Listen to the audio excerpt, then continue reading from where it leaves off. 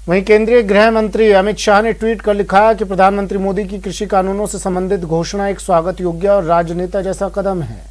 जैसा कि प्रधानमंत्री ने अपने संबोधन में कहा कि भारत सरकार हमारे किसानों की सेवा करती रहेगी और उनके प्रयासों में हमेशा उनका समर्थन करेगी। यह मोदी जी की घोषणा के बारे में जो अद्वितीय है वो ये है कि उन्होंने गुरु पर्व के विशेष दिन को बनाने के लिए चुना। ये घोषणा ये भी दर्शाती है कि इसके लिए प्रत्येक भारतीय के कल्याण के अलावा और कोई विचार नहीं है। उन्होंने उल्लेखनीय राज्य कौशल दिखाया है।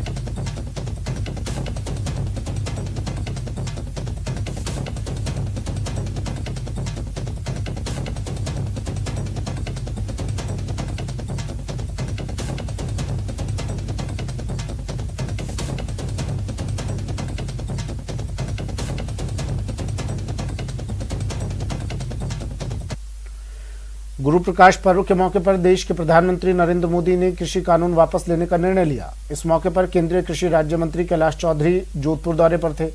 इस फैसले के बाद कैलाश चौधरी ने कहा कि ये कानून किसानों के हित में बनाए गए हैं, लेकिन हम कुछ विरोध करने वाले किसानों को समझा नहीं पाए। ऐसे में प्रधानमंत्री नए कानून वापस लेने का प्रधानमंत्री ने निर्णय लिया है।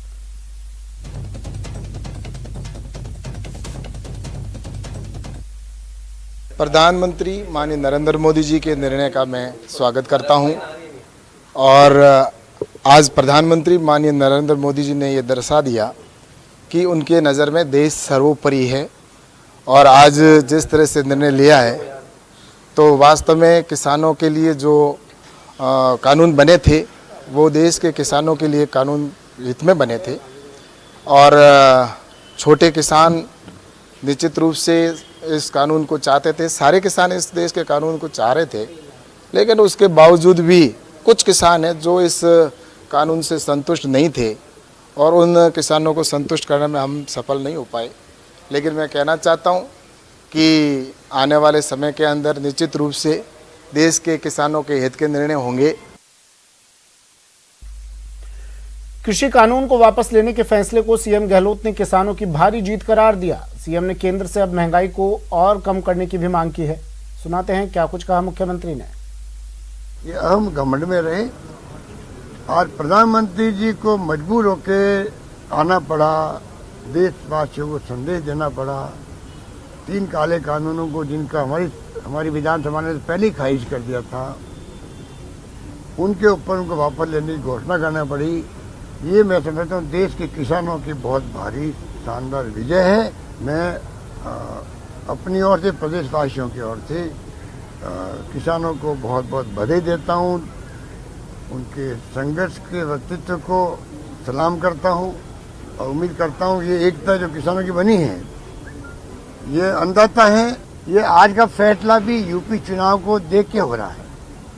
उनको मालूम है कि अगर यूपी में चुनाव हार गए तो फिर 24 के अंदर इनको सपने आएंगे कामयाब होने के अंदर। ये एहसास इनको है भली भांति। ये तो पूरी ताकत झोंक रहे हैं, जैसे वेस्ट बंगाल में झोंकी थी वैसे झोंक रहे हैं। और पता नहीं वेस्ट बंगाल की तरह अगर झटका लग गया इनको, मैं समझता हूँ उसी भय के कारण से ये सब कुछ कल जो फैसले किए। आज ये मांग करते हैं, महंगाई की मार बहुत भारी है देश के अंदर, बहुत भारी है। बेरोजगारी बहुत भयंकर बढ़ती जा रही है। नौजवानों में आक्रोश है क्योंकि 3/4 की आबादी नौजवानों की है।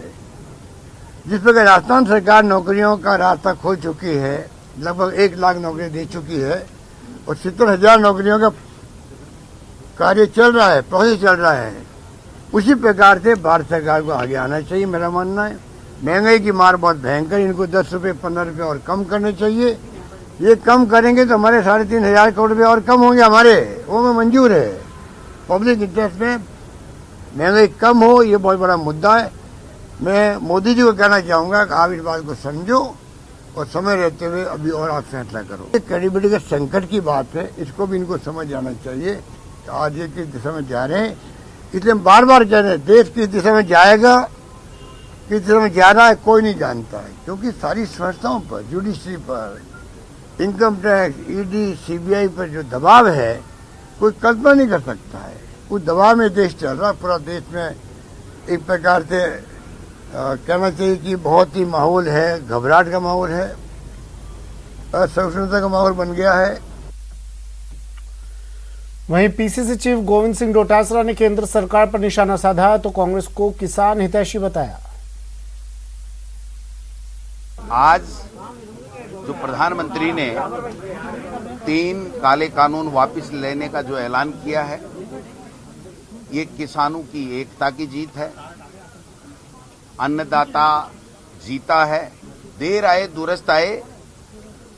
हमें तो अभी भी ये लगता है कि इनके मन में बेईमानी है। केवल ये चुनाव में जो झटका इनको उपचुनाव में लगा है और आगे आने वाले चुनाव हैं, उनको देखते हुए फिर कोई एक नए षड्यंत्र की रचना रची जा रही है। राहुल गांधी जी और सोनिया गांधी जी के नेतृत्व में हर किसान के संघर्ष के साथ में कांग्रेस पार्टी खड़ी रही है। कांग्रेस का और किसान का चोली दामन का साथ है। कांग्रेस प्रवक्ता रणदीप सुरजेवाला ने प्रेस कॉन्फ्रेंस कर बीजेपी और केंद्र सरकार पर चुन चुन कर वार किया। उन्होंने कहा कि बीजेपी की हार के आगे ही देश की जीत है। अब जनता समझ गई है कि भाजपा की हार के आगे ही हिंदुस्तानियों की जीत है। अब जनता समझ गई है कि भाजपा की हार के आगे ही जनहित की जीत है। अब जनता समझ गई है कि भाजपा की हार के आगे ही किसान और मजदूर की जीत है। अब जनता समझ गई है कि भाजपा की हार के आगे ही देश की जीत है। पर मोदी सरकार ने आज अपना अपराध स्वीकार किया है। अब बारी है किसानों के साथ, मजदूरों के साथ, मेहनत कशों के साथ, इस देश का पेट पालने वाले लोगों के साथ मिलकर अपराध की सजा तय करने की, जो देश की जनता हर हाल में तय करेगी। जनता को अब एक अचूक अस्त्र मिल गया है सरकार को परास्त करने का। मोदी जी, देश को आज ये भी बताइए कि न्यूनतम समर्थन मूल्य किसान को मिले, इसका रोड मैप और रास्ता क्या है। कृषि कानूनों पर पीएम के ऐलान के बाद कांग्रेस नेता राहुल गांधी